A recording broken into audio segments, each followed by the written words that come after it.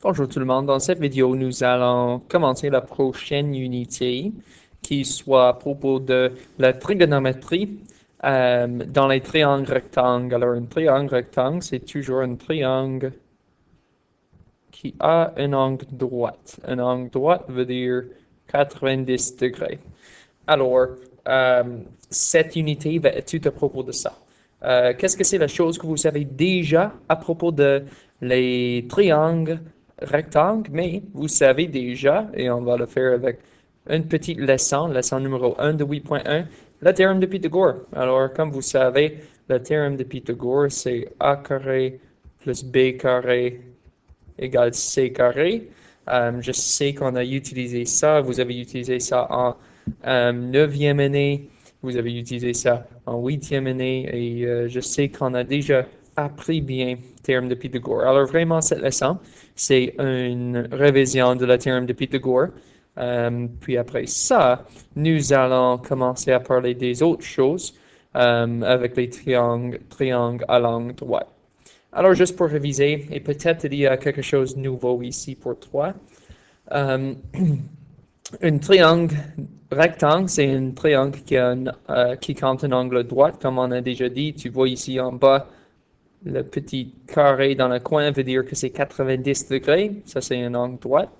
Le théorème de Pythagore, c'est le théorème que tu utilises avec les angles droits pour trouver un côté inconnu. Alors, a carré plus b carré égale c carré, ça c'est le théorème de Pythagore. Alors, on va réviser ça. L'hypoténuse, qu'est-ce que c'est ça? Mais l'hypoténuse, c'est toujours le côté le plus long d'un triangle à l'angle droite. Et c'est aussi toujours le côté du triangle qui est opposé cet angle ici. Alors, c'est opposé de ça. Ça, c'est l'hypoténuse. Et ici, ça dit un nouveau mot peut-être qui est cathète. Qu'est-ce que c'est le cathète? Cathète, c'est dans un triangle rectangle, les deux côtés qui se coupent pour former un angle droit. Je vais changer en bleu ici pour un moment. J'ai un côté ici. Techniquement, ça se coupe avec ce côté ici pour former notre angle droit. Alors, la cathète, c'est ces deux côtés ici. Alors, vraiment, il y a beaucoup de mots pour simplement dire l'intersection de côté B et A, c'est la cathète ici. Et les descriptions ici, il y en a un mot ici qui est important pour la prochaine partie de cette unité, adjacente. Ça dit la cathète AAC. Alors AAC, c'est le côté B. Mais adjacente à l'angle A. Alors angle A, c'est angle ici dans le coin. C'est adjacente. Adjacente veut dire que ça touche. C'est à côté de et ça touche cet angle. Et il est opposé angle B qui est ici. Alors il est opposé cet angle. Ça ne touche pas angle B. Euh, alors, on va continuer maintenant, avec deux exemples. Alors, nous avons ici, je vais changer encore ma couleur. Nous avons ici deux questions. Alors, vraiment, c'est une révision, je le sais. Alors, nous avons 4, 9, et ça dit qu'est-ce que c'est ce côté. Mais pour commencer, voici notre angle droit qui est opposé à ça. Alors, ça nous dit que ça c'est C, qui est notre hypoténuse, parce que A carré plus B carré égale C carré, et C, c'est toujours l'hypoténuse qui soit opposée de l'angle droit. Alors, ce que nous cherchons ici est C. Alors, A, d'habitude, je dis que ça c'est A, ça c'est B, mais franchement, ça n'a aucune différence si tu as bien choisi C. Alors, 4 carré plus 9 carré égale C carré. Et maintenant, tu juste calcules la formule et à la fin, tu vas trouver C. Alors, qu'est-ce que c'est 4 carré? Il est 16 plus 9 carré est 81. Excusez-moi. Égale C carré. Qu'est-ce que c'est 16 plus 81? Mais c'est 97. Égale C carré. Et maintenant, j'ai 97 égale C carré. Qu'est-ce qu'il faut que je fasse? Mais je prends la racine carrée des deux côtés pour que j'ai juste C.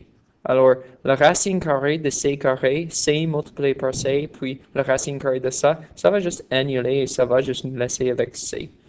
Puis, la racine carrée de 97 peut être arrondie à 9,85. Alors, ici, C égale 9,85. Alors, ça, c'est le théorème de Pythagore, une question normale où tu cherches pour C. Ici, nous allons avoir une question où C est donné. Alors, ça, c'est notre angle droit. Ça, c'est opposé. Alors, l'hypoténuse, qui veut dire aussi côté C, est donné. Elle est 10. C'est ce côté que nous cherchons. Alors, nous avons A, B et C. Alors, A carré plus B carré égale C carré, mais je cherche B carré. Alors, qu'est-ce que je fais? Mais vraiment, j'ai A carré plus B carré égale C carré. J'ai besoin de réarranger un peu ma formule. Alors, A carré plus B carré, qu'est-ce que je fais pour isoler et avoir juste B carré? Mais vraiment, je soustrais A carré de ce côté et ils vont s'annuler. Puis si je fais ça à ce côté, j'ai besoin de faire à l'autre côté du formule aussi. Alors je soustrais A carré à ce côté. Alors maintenant, je vais avoir vraiment B carré égale C carré soustrait A carré. Maintenant, je vais prendre ça et remplir ça avec les numéros que j'ai. Alors B carré égale C carré qui est 10 soustrait A carré qui est 6. Alors B carré égale 100, 10 carré est 100, soustrait 36 qui est 6 carré. Alors B carré, tout simplement ici, va te donner 64. Et quand nous prenons la racine carrée des deux côtés, racine carrée de B carré, ça va s'annuler pour te donner B. Et la racine carrée de 64, mais ça c'est simplement 8. Alors, nous avons B égale 8 et tu vois qu'il y a 6 nombres, il y a 3 nombres naturels ici. Nous avons 6 carré, 36, plus 8 carré qu'on vient de trouver, qui est 64. 36 plus 64 te donne 100, qui est 10 carré. Ça, c'est un exemple de ce qu'on appelle une triplette pythagoricien. Alors, une triplette pythagoricien, ici, c'est un tout ensemble de 3 nombres naturels strictement positifs qui respectent le théorème de Pythagore.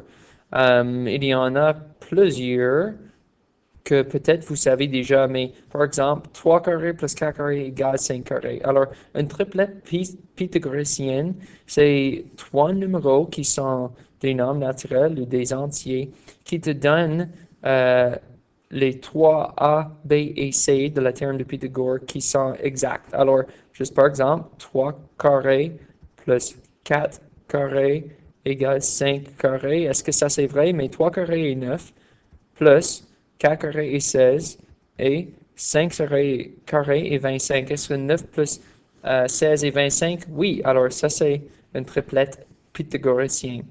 Nous avons ici celui qu'on vient de faire dans le dernier exemple, 6 carrés plus 8 carrés,